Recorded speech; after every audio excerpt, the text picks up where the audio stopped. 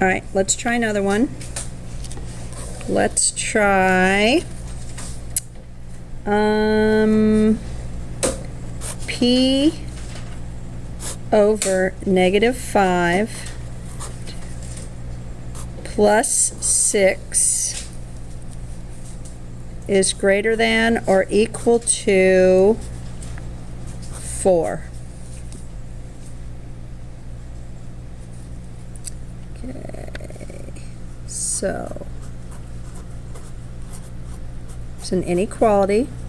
So we're going to put our line down the middle, and we're going to do our fish hooks and our random rule.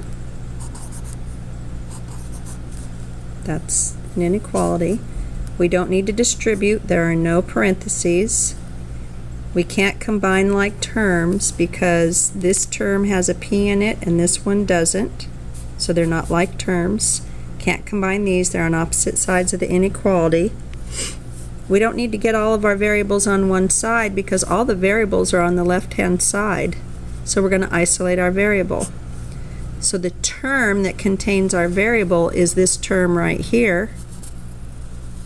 And if I want to isolate that term, that means I have to get it alone, so I have to get rid of this +6. To get rid of that, I'm going to do -6.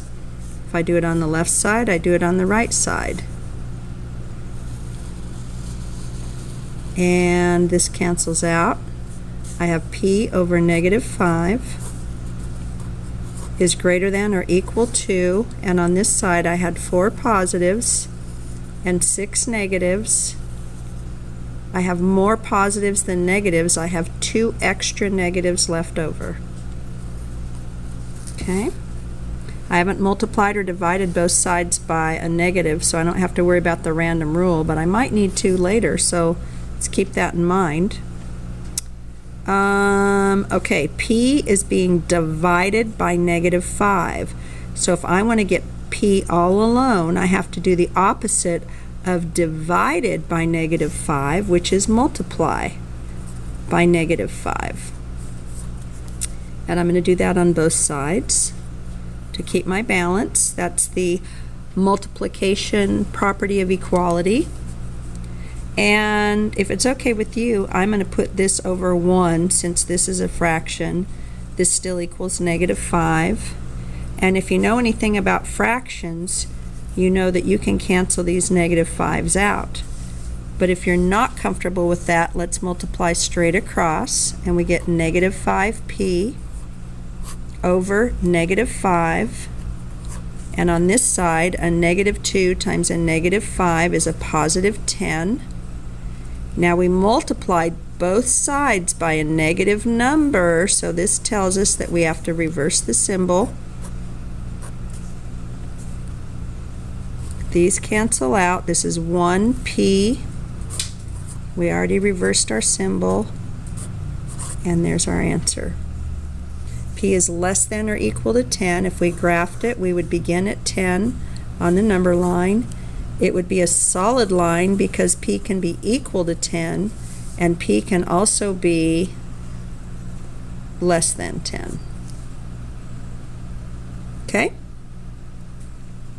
Let's try this wacky guy. Let's try 7 plus 2c minus 4 squared is less than or equal to -9. Holy crud.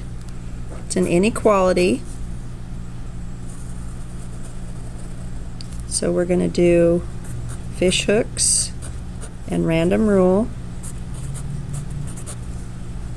Now, I noticed something. I see a 4 squared here. So if I square 4, I'm going to get 16. We can do that.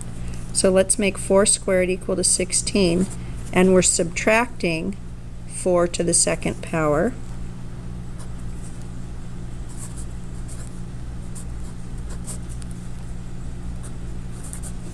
Okay. Don't need to distribute. Can I combine like terms? I think I can, because on the left side I see 7 positives and 16 negatives. and those are like terms, and if my negatives and my positives get together, I have, let's see, 9 negatives left over, and then I'm going to bring down my positive 2c, and that's going to be less than or equal to negative 9. Now I combine like terms. I don't need to get all my variables on one side because they're already here, so I'm going to isolate my variable. So here's my variable in this term right here. So if I want to get that term alone, I need to get rid of negative 9. I need to get rid of all those negatives. So I'm going to combine them with 9 positives. Don't have to do anything with the random rule yet because I haven't multiplied or divided by a negative. These cancel out, and I'm left with 2c is less than or equal to 0. Now don't freak out just because that's a 0. We're okay. I need to isolate my variable. I need to get rid of this 2, not all of 2c, just the 2. Let's get the c alone. So I'm going to divide both sides by 2. That's totally cool. This is 1 times c is c. Don't have to flip the symbol. 0 divided by 2 is 0.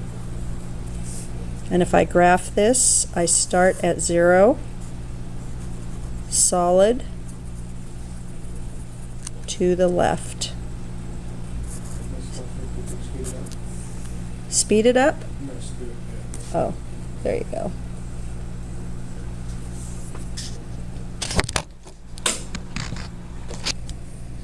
Okay, what if we have something wacky like negative 4y plus 6 is less than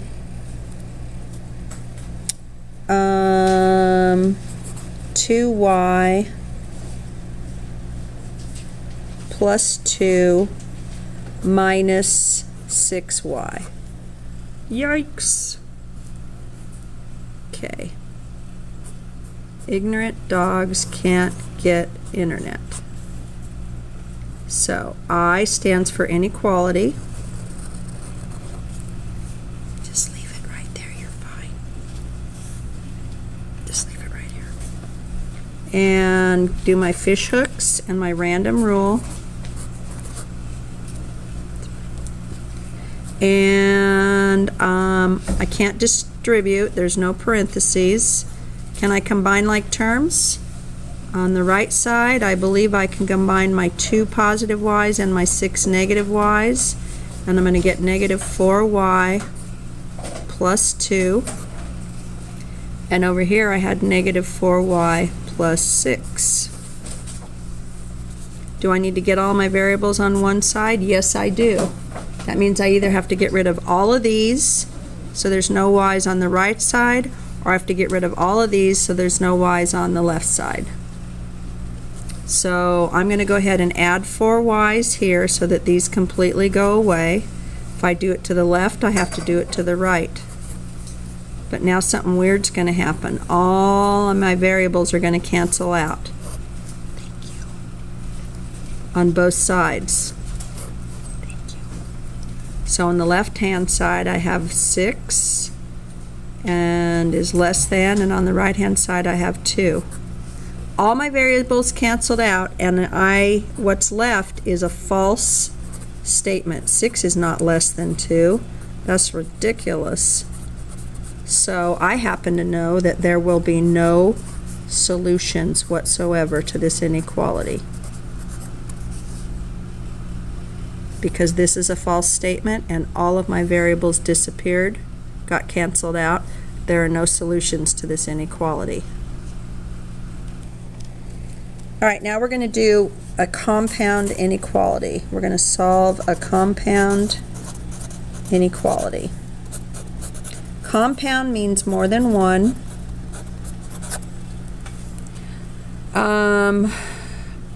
So here's the inequality that we have, the compound inequality. 2 is less than x plus 3, which is less than or equal to 5. If you'll notice, there's two inequality symbols here, so that tells me there's two inequalities wrapped up into one compound inequality. So my first inequality is going to be right here. 2 is less than x plus 3. So I'm going to write that down. And my second inequality is going to be right here. X plus 3 is less than or equal to 5. There's my two inequalities that are all rolled up into this one right here. I'm going to solve them each separately.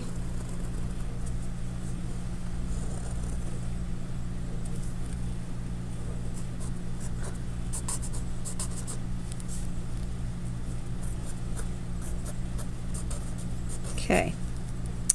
No distributive property. Can't combine like terms. Don't need to get all my variables on one side. I just need to isolate my variable. So here it is.